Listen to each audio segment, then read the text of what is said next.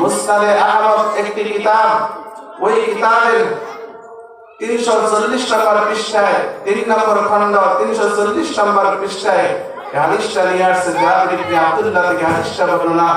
আল্লাহ রাসূল বলেন, as-সালাতু মিফতাহুল জান্নাহ, নামাজ জান্নাতের চাবি। এই কথাটা কেন আমাদের দিলে আসে না?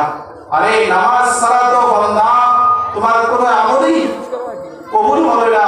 যে বান্দার নামাজ ঠিক হয়ে যায়, আল্লাহ তাআলার কোরআনের আয়াত সাক্ষ্য, ইন্নাস সালাতা তানহা আনিল ফাহশাই ওয়াল মুনকার, নিশ্চয় নামাজ সমস্ত অশ্লীল কাজ থেকে হেফাজত করে।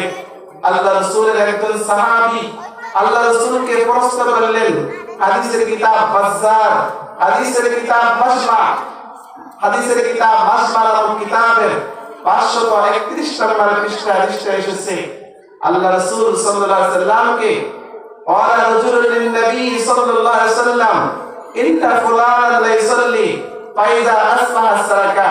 হে রাসূল, অমুক ব্যক্তি 5 ওয়াক্ত নামাজ পড়ে ঠিক ফজরের সময় সে চুরি করে। তো রাসূল বললেন, ইন্নাস সালাতা সাইলাহু মা ইয়াকুল, এই বান্দা যদি নামাজ পড়ে অবশ্যই নামাজ তাকে অশ্লীল কাজ থেকে ফিরিয়ে আনবে।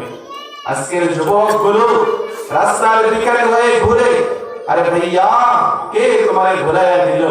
রব বলে আশ্চর্য বলে রাখে, ইয়া আইয়ুহাল ইনসান মা গররাকা বিরব্বিকাল কারীম, বান্দা আমি তোর সাথে কি অন্যায় করলাম, বান্দা আমি তোর সাথে কি অপরাধ করলাম?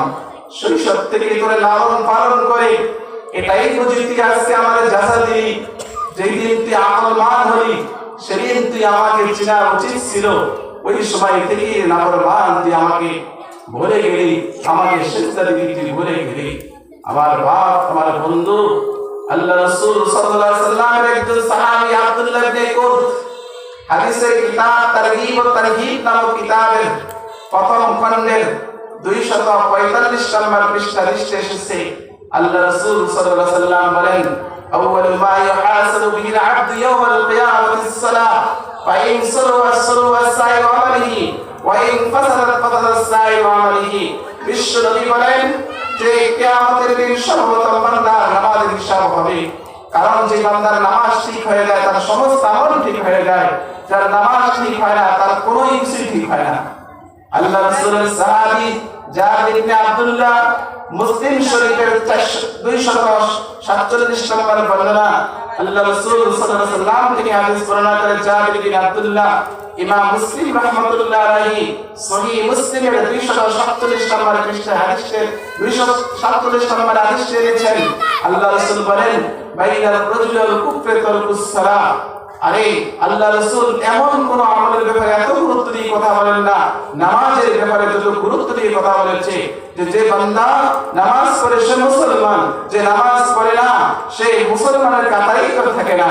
চাই ইমাম আহমদ ইবনে হাম্বল, ইমাম শাফি, ইমাম মালিক, ইমাম আবু হানিফা রাহমাতুল্লাহ আলাইহি চারটি মাযহাবের চারটি ইমাম আহমদ ইবনে হাম্বলের মাযহাব হলো মান তারাকাস সালাতা মুতাআম্মিদান ফাকাদ কাফার, যে ব্যক্তি ইচ্ছা করে নামাজ ছেড়ে দেয় সে কুফরি মতবাদ অবলম্বন করলো। ইমাম শাফি, ইমাম মালিক রাহমাতুল্লাহ আলাইহি বলেন, যে ব্যক্তি ইচ্ছা করে নামাজ ছেড়ে দেয় ওই ব্যক্তিকে হত্যা করে দেওয়া হবে। মানুষকে হত্যা করলে যে শাস্তি, যে ব্যক্তি নামাজ ছেড়ে দেয় ওই ব্যক্তিকে এইভাবে হত্যা করা হোক। ইমাম শাফি আর ইমাম মালিক রাহমাতুল্লাহ আলাইহি বলেন। ইমাম আবু হানিফা রাহমাতুল্লাহ আলাইহি বলেন, না, যে ব্যক্তি নামাজ ছেড়ে দেয় ওই ব্যক্তিকে জেলখানায় আবদ্ধ করা হোক। জেলখানায় আবদ্ধ করার পরে যদি সে নামাজ না পড়ে তাহলে তাকে পিটাইয়া তার